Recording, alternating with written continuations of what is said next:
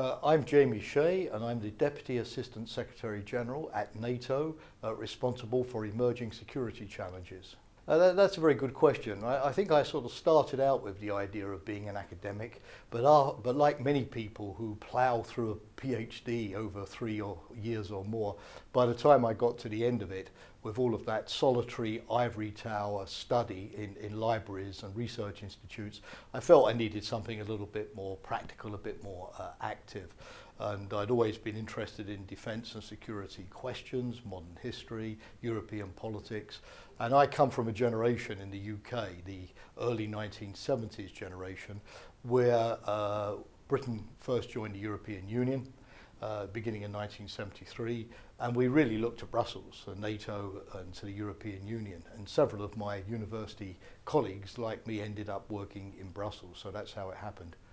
No, definitely by choice. I was always interested in international organisations. Probably at the beginning had a little too idealistic a view of what you would do in international organisations, set out to make the world a better place, improve the lot of humanity, reconcile enemies and build the bright future. And I suppose, yes, in all honesty, there's a little bit of that, but of course how you do it is much more contorted and much more difficult and lengthy than probably what I thought at the beginning. But certainly I really felt that the most stimulating sort of environment to work in would be a multinational political organisation. Could have been the UN, could have been the European Union. There are a lot of them out there these days, but chance took me to NATO, and that's where I stayed. Well, I think the first thing is it means that there's a massive increase in the number of media outlets, in the people who are sort of communicating through the media. In my day, when I first became NATO spokesman, as you say, it was still the end of that period, the end of the 20th century, when CNN, the BBC ruled the airwaves, and the official media, the 9 o'clock news, was the sort of essential reference point for the majority of people. That's all changed. The internet, the rise of TV stations in Russia, China, massive increase in the Arab world, the cheaper cost of producing media and news. Today, you just send one person like you with a handheld camera. In my day, 15 years ago, 20 years ago, you needed a whole team of journalists to go anywhere to get a report. It was extremely expensive. So this has meant that there is now far more voices contributing to the debate, and official journalists are only a small fragment of those speakers vis-a-vis bloggers, people who are expressing an opinion, and so you have to work much harder to get your message across. When I was the spokesman, if you did an interview on CNN, you could pretty much communicate to all of the world in 15 minutes. That's gone now. If you want to communicate to the world, you have to speak Russian on Russian TV, Chinese on Chinese TV outlets. You have to go on Arabic, Al Jazeera, to communicate to the Middle East. You need to dominate the social media. You need to dominate the blogosphere. So basically, you're working 24 times harder for the same impact. I think that's the essential difference. Well, you could certainly do your own media these days. As I mentioned, the lower cost means that you don't have to rely upon official media to communicate. You're right, you can create your own. For example, in NATO operations in the Balkans, in Afghanistan, we've created our own radio stations, our own TV stations, our own newspapers in different local languages in order to communicate to the local population what we're doing. We have NATO TV as well, which is an internet-based TV. And where we can also show the positive aspect of what NATO is doing. That said, maybe I'm a bit of a traditionalist, but I still feel that there is a big place for traditional media.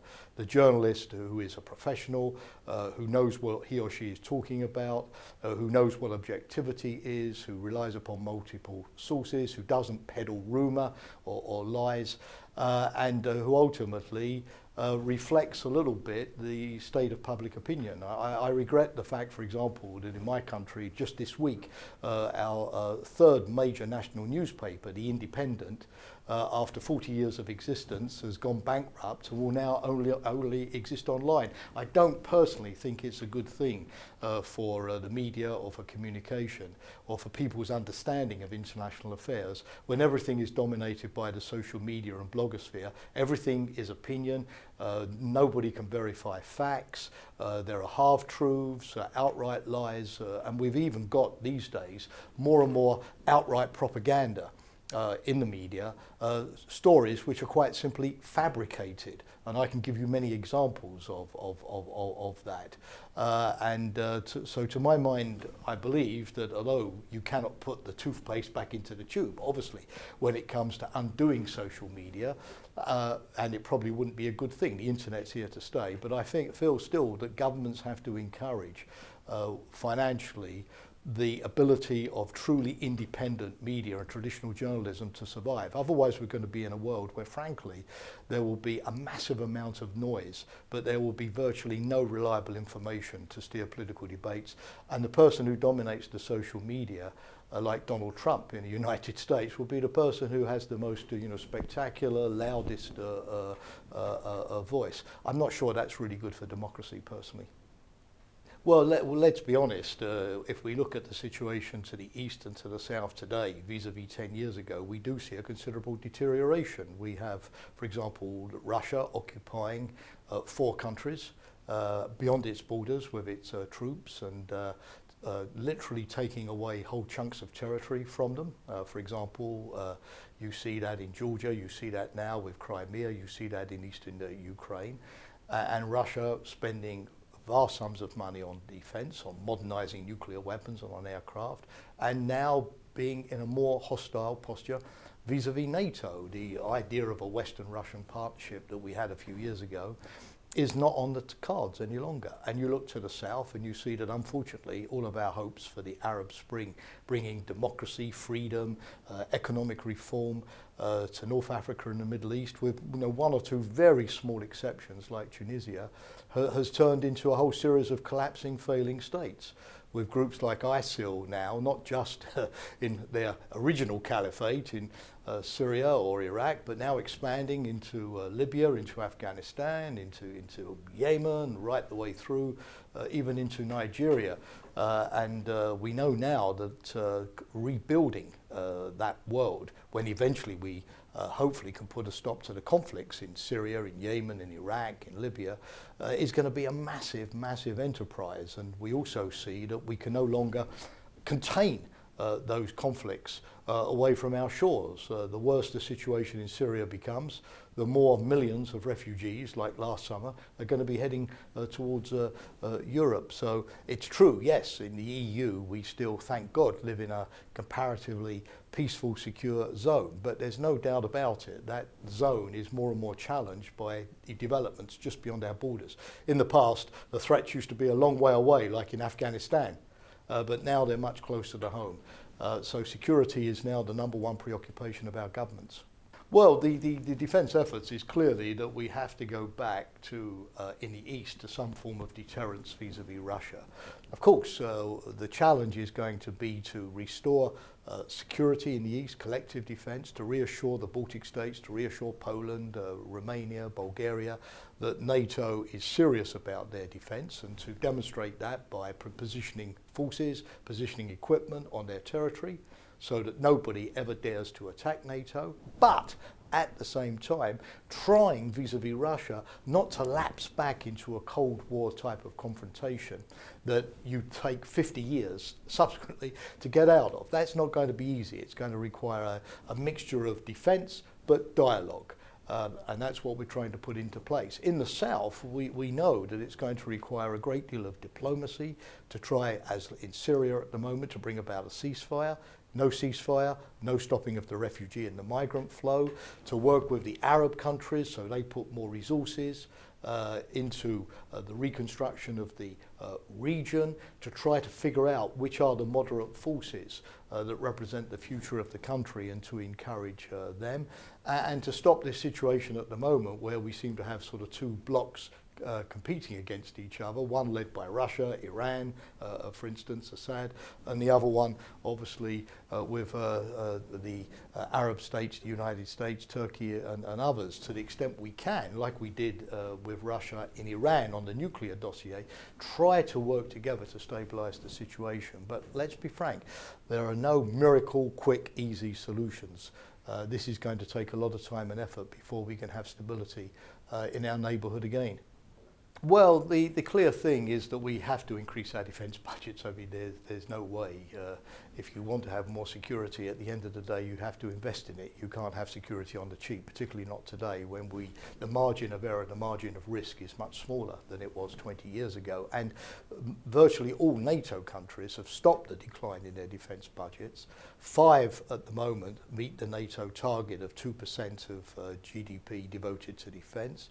And most of the others have at least stopped the cuts and begun, like France, for example, to reverse them, Germany to spend more money on procurement, others to agree, for example, like the Czech Republic, to increase 10% every year. So it's true, in NATO, we're a long way from everybody implementing the commitment to spend 2% of GDP. If they did that, NATO would have 100 billion euros a year more to improve its defences. But we live in the real world, and you're right, there's the financial crisis.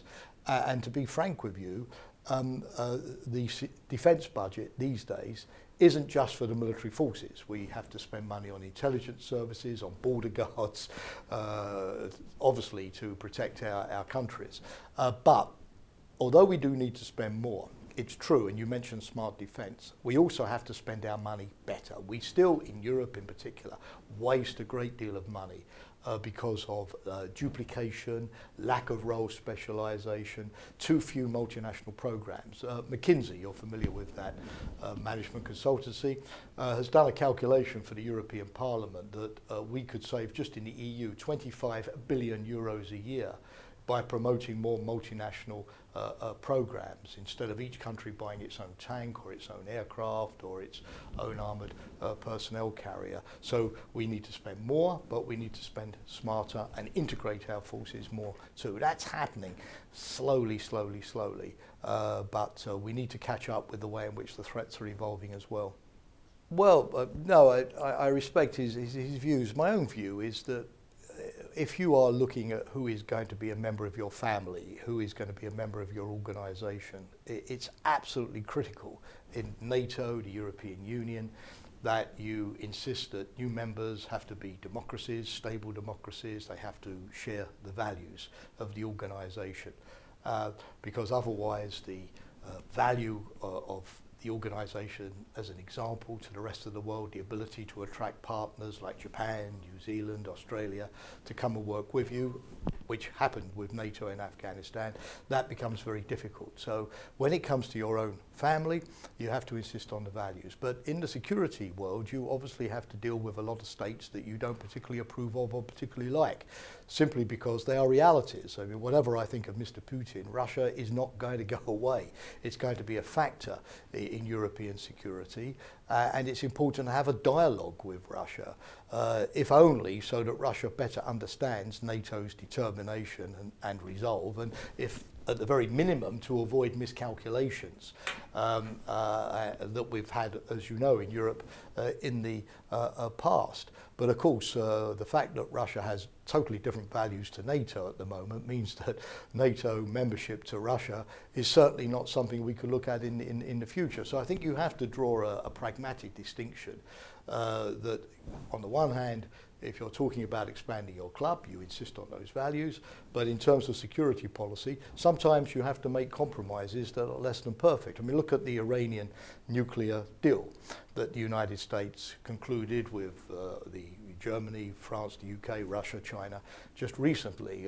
It wasn't perfect, it wasn't ideal, and you had to negotiate with a regime that has not been honest about its nuclear programs in the past. But at the end of the day, would you rather have an Iran without the nuclear weapon for a minimum of the next 15 years, or an Iran that has the ability to produce a nuclear weapon within the next 15 months? I know what I prefer.